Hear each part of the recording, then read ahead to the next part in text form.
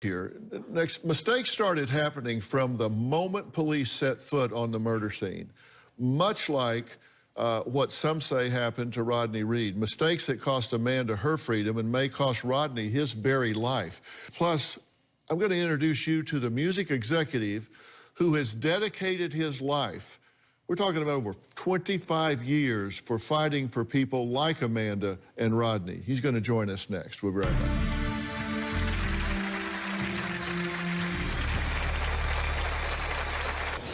I started my podcast about 3 years ago.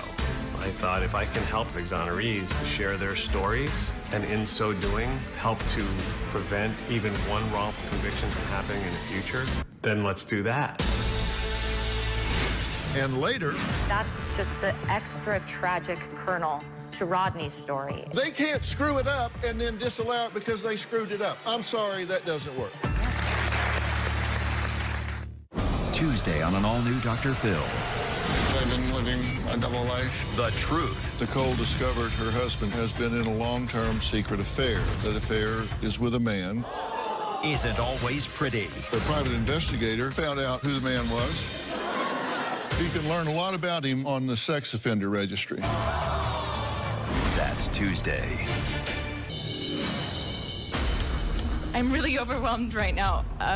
I was looking down from the airplane, and it seemed like everything wasn't real.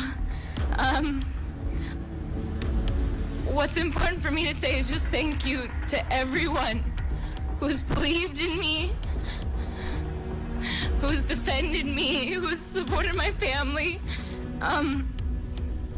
Thank you for being there for me.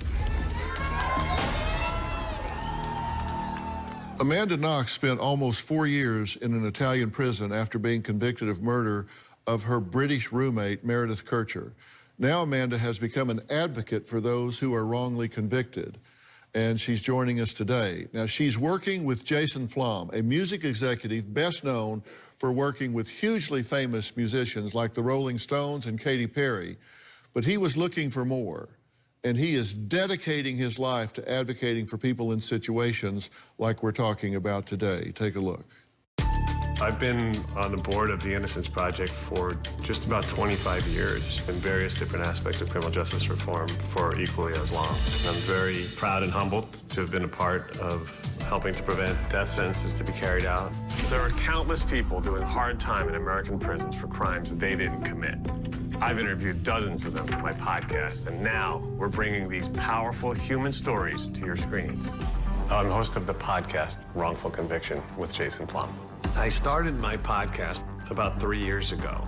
I thought if I can help exonerees share their stories, and in so doing, help to prevent even one wrongful conviction from happening in the future, then let's do that. You know, the alibis that you had that were basically airtight, yes, never made it in front of a jury. Jury, right. I interviewed Raymond Santana of the Central Park Five, Brendan Dassey, Amanda Knox. She's appeared on Wrongful Conviction.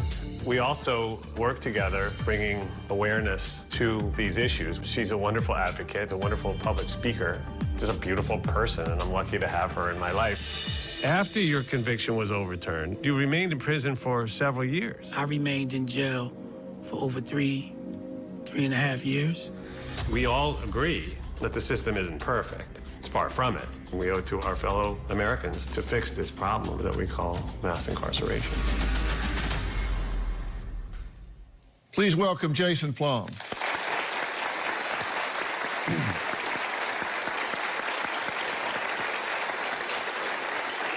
Jason, you've been at this for over 25 years now, and you've talked to so many of these people, some still in, some that have been exonerated, and there are some commonalities among these cases. We see a number of common threads through these wrongful convictions.